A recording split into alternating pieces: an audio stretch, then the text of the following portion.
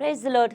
ಜೀವದ ರೊಟ್ಟಿಯ ಕಾರ್ಯಕ್ರಮಕ್ಕಾಗಿ ಪ್ರಭು ಯೇಸು ಕ್ರಿಸ್ತನ ನಾಮದಲ್ಲಿ ನಿಮ್ಮನ್ನು ಪ್ರೀತಿಯಿಂದ ಆಹ್ವಾನಿಸಿಕೊಳ್ಳುತ್ತೇನೆ. ಈ ದಿನ ಕೂಡ ನಾವು ಕರ್ತನ ವಾಕ್ಯವನ್ನು ನಾವು ಧ್ಯಾನಿಸಿಕೊಳ್ಳೋಣ. ಗಲಾತ್ಯರ್ 1ನೇ ಅಧ್ಯಾಯ 4ನೇ ವಾಕ್ಯವನ್ನು ನಾನು ನಿಮಗಾಗಿ ಓದಿಕೊಳ್ಳುತ್ತೇನೆ. ಕೆಟ್ಟದಾಗಿರುವ ಈಗಿನ ದುಷ್ಟ ಯುಗದೊಳಗಿಂದ ಬಿಡಿಸಬೇಕೆಂದು ನಮ್ಮ ತಂದೆಯಾದ ದೇವರ ಚಿತ್ತಕ್ಕೆ ಅನುಸಾರವಾಗಿ ನಮ್ಮ ಪಾಪಗಳ ದೆಸೆಯಿಂದ ತನ್ನನ್ನು ಮರಣಕ್ಕೆ ಒಪ್ಪಿಸಿದನು. ದೇವರಿಗೆ ಯುಗ ಯುಗಾಂತರಗಳಲ್ಲೂ ಸ್ತೋತ್ರ, ಆಮೇನ್. ಹಲ್ಲೆಲೂಯ. ದೇವರಿಗೆ ಮಹಿಮೆ ಉಂಟಾಗಲಿ. ಪ್ರಿಯ ದೇವ ಜನರೇ, ಇಲ್ಲಿ ಕೂಡ ತಂದೆಯಾದ ದೇವರ ಒಂದು ಸಂಕಲ್ಪವನ್ನು ನೋಡುತ್ತೇವೆ. ಇಲ್ಲಿ ವಾಕ್ಯವನ್ನು ನಾವು ನೋಡುತ್ತೇವೆ. ಕೆಟ್ಟದಾಗಿರುವ ಈಗಿನ ದುಷ್ಟ ಯುಗದಿಂದ ನಮ್ಮನ್ನು ಬಿಡಿಸಬೇಕೆಂದು ದೇವರ ಚಿತ್ತ ಅನುಸಾರವಾಗಿ ಎಂಬುದಾಗಿ. ಹಲ್ಲೆಲೂಯ.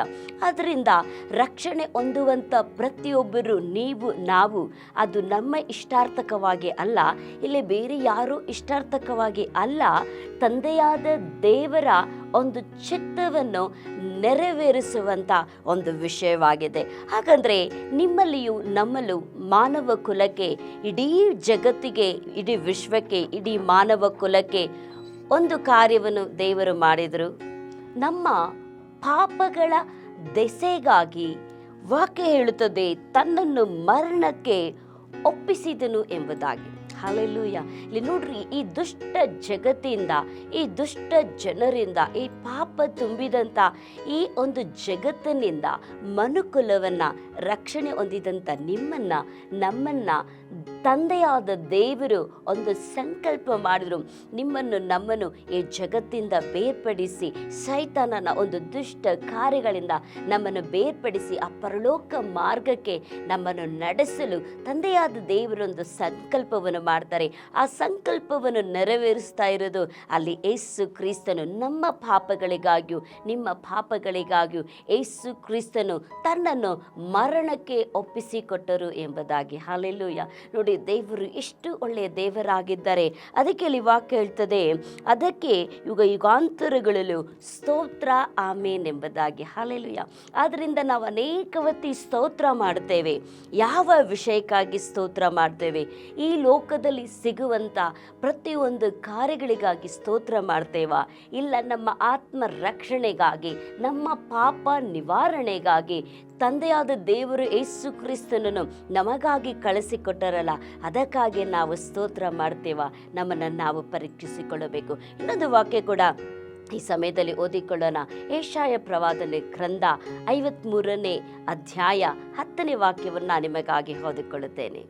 ಅವನನ್ನು ಜಜ್ಜುವುದು ಯೆಹೋವನ ಸಂಕಲ್ಪವಾಗಿತ್ತು. ಆತನು ಅವನನ್ನು ವ್ಯಾಧಿಯಿಂದ ಬಾಧಿಸಿ ಹೀಗಂದುಕೊಂಡನು, ಇವನು ತನ್ನ ಆತ್ಮವನ್ನು ಪ್ರಾಯಶ್ಚಿತ್ತ ಯಜ್ಞಕ್ಕಾಗಿ ಒಪ್ಪಿಸಿದ ಮೇಲೆ ತನ್ನ ಸಂತಾನವನ್ನು ನೋಡುವನು, ಚಿರಂಜೀವಿಯಾಗುವನು, ನನ್ನ ಸಂಕಲ್ಪವನ್ನು ಇವನ ಕೈಯಿಂದ ನೆರವೇರುವುದು. ಹಲ್ಲೆಲೂಯ.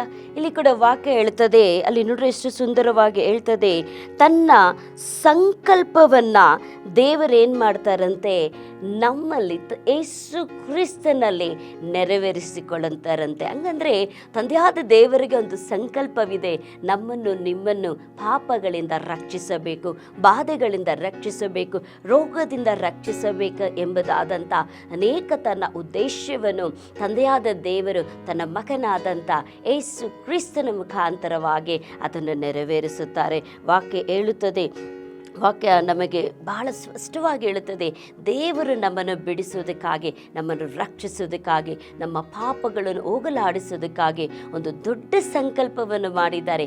ಅದೇ ಯೇಸು ಕ್ರಿಸ್ತನು ನಿಮಗಾಗಿ, ನಮಗಾಗಿ ಈ ಭೂಲೋಕಕ್ಕೆ ಕಳಿಸಿಕೊಟ್ಟು ಯೇಸು ಕ್ರಿಸ್ತನು ತನ್ನ ಪ್ರಾಣವನ್ನು ನಮ್ಮ ಪಾಪಕ್ಕಾಗಿ ಧಾರೆ ಎಳೆದರು ಎಂಬುದಾಗಿ. ಆದ್ದರಿಂದ ಅದನ್ನು ನಂಬುವಂಥ ಪ್ರತಿಯೊಬ್ಬೊಬ್ಬರಿಗೂ ಕೂಡ ಆ ಪಾಪ ಕ್ಷಮಾಪಣೆಯನ್ನು ತಂದೆಯಾದ ದೇವರು ಯೇಸು ಕ್ರಿಸ್ತನ ಮುಖಾಂತರವಾಗಿ ನಮಗೆ ದಯಪಾಲಿಸುವಂತರಾಗಿದ್ದಾರೆ. ನಾವು ಪ್ರಾರ್ಥಿಸಿಕೊಳ್ಳೋಣ. ಪ್ರಿಯ ಪರಲೋಕದ ತಂದೆಯಾದ ದೇವರೇ, ನನ್ನ ನಾಮಕ್ಕೆ ಸ್ತೋತ್ರ ಸ್ವಾಮಿ. ಯೇಸು ಕ್ರಿಸ್ತನನ್ನು ನಮ್ಮ ಪಾಪಗಳಿಗಾಗಿ ಸ್ವಾಮಿ ನೀವು ಕಳಿಸಿಕೊಟ್ಟದಕ್ಕಾಗಿ ನಮಗೆ ಸ್ತೋತ್ರ.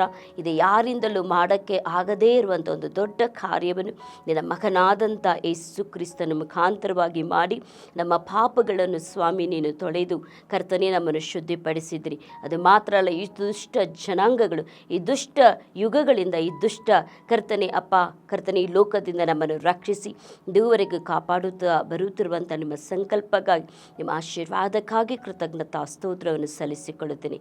ಈ ವಾಕ್ಯವನ್ನು ಕೇಳುವಂಥ ಒಬ್ಬೊಬ್ಬರ ಮಕ್ಕಳು ಜೀವಿತಗಳನ್ನು, ಕುಟುಂಬಗಳನ್ನು ಆಶೀರ್ವಿಸು. ಯೇಸುವಿನ ನಾಮದಲ್ಲಿ ತಂದೆಯಾದ ದೇವರೇ, ಆಮೇನ್. ದೇವರು ನಿಮ್ಮನ್ನು ಆಶೀರ್ವದಿಸಲಿ. ಆಮೇನ್.